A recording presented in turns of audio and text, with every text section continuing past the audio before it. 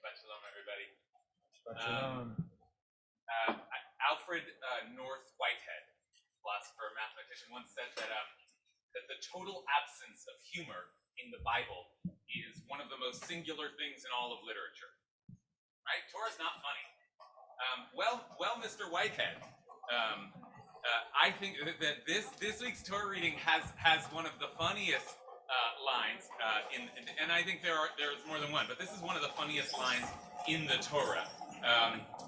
It's in chapter 12, and we're in the midst of a conflict. Miriam and Moses, Moses' brother, Miriam and Aaron, Moses' brother and sister, are they're confronting Moses. They're talking smack about Moses. They're saying that Moses, in particular, is not the only prophet around. We're prophets too, and why is Moses the one that gets all the status and the credit? That's what's going on when suddenly the Torah stops. This is, if you have your Torahs with you, it's on page 833. The Torah stops, and as if like kind of a narrator's voice says, "V'ha'ish Moshe anav me'od mikol adam asher al pnei ha'adama." And Moses was the humblest person on the face of the earth. Moses was the humblest person on the face of the earth. Now, why is that funny? Because Moses is supposed to be the one writing the thing, right? That's the idea. So it's like Moses is telling the story of when his brother and sister confronted him and said that he was getting a little big for his britches, and he says, just so you know, I am the humblest person on earth. It's definitely not my problem. So I just like, in context, it's funny, and it reminds me actually of one of the funniest lines in the Talmud. Because in the Talmud, in the Gemara in Sota, there's a discussion of the great sages and the virtues that left the world when they died and departed. And the Mishnah there says that when Rabbi Yehuda HaNasi, the compiler of the Mishnah, died, batla anava, there was no more humility, v'yirat chet, or fear of sin.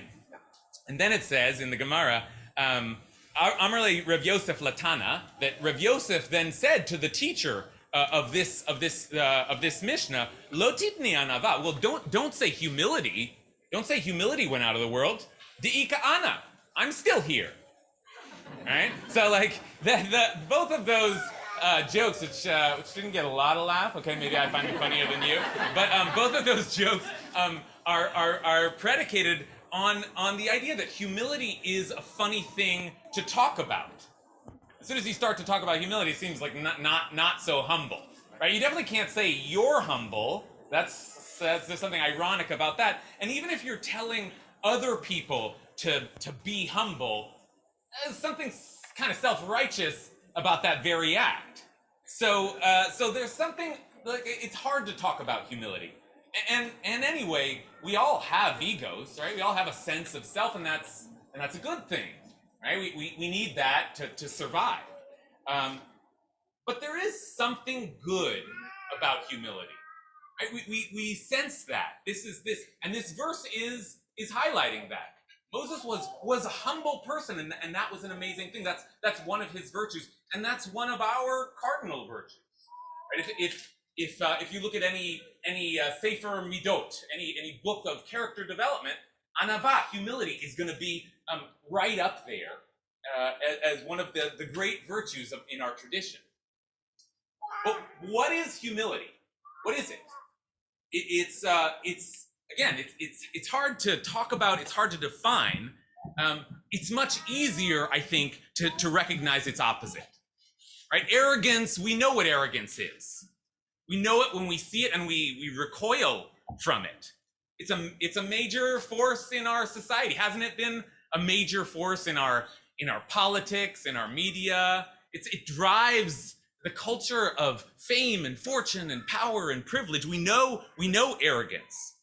So I guess humility, we have a negative definition of humility. It's being not arrogant, right? But is there a positive definition of humility? What does it mean to actively be humble? So one answer to the question is offered in a very beautiful image by the Tiferet Shlomo. This is Shlomo HaKohen of Radomsk, one of the most beautiful Hasidic teacher, beautiful Hasidic commentaries on the Torah. And he says that that when Moses was writing this line, and Moses was the humblest person on the face of the earth, and you can even see this if you do have your Chumash here. He wrote the word humble, anav, without a yud, missing a yud, right? It notes that there here in the printed page. There's a yud. If you go, let's see, 6 lines down in chapter 12, the first word there, they have like a little version of it, which is how it's actually written in the Torah, without a yud, but it should be written with a yud. Why?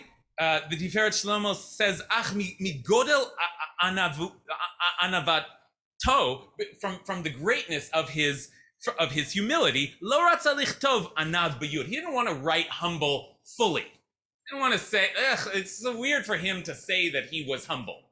So he kind of diminished the word a little bit. He made it smaller.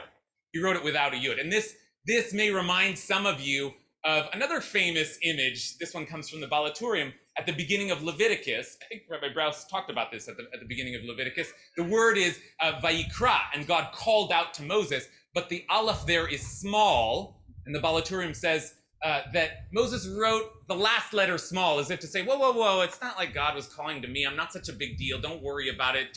And actually, without the aleph, the words becomes Vayikar. God just happened upon Moses. And so Moses is around there, as Moses is writing the Torah, here and there, he's trying to just take himself out of the picture, to make himself a little smaller, to diminish himself, right? So that is one definition of what it is to be humble. Self-diminishing, making oneself smaller, avoiding attention or praise or importance. I'm nobody, I'm nothing, don't worry about me, I'm not even here. Now, that version of humility can be taken to an extreme. And indeed, in Hasidic literature, it is taken to a great extreme. The Baal Shem Tov says that a person, yasim atzmo ki'ilu she'eno, a person should make themselves as if they don't even exist, right? Another phrase in that literature is bitul hayesh, the nullification of the self. Now, that seems a little dangerous, right? Self-annihilation, is that what we want? Is that a virtue? Or why am I here at all if I'm supposed to make myself vanish? So, and yet there's something about this image that has value. What are they trying to say? Well, let's look again at Moshe.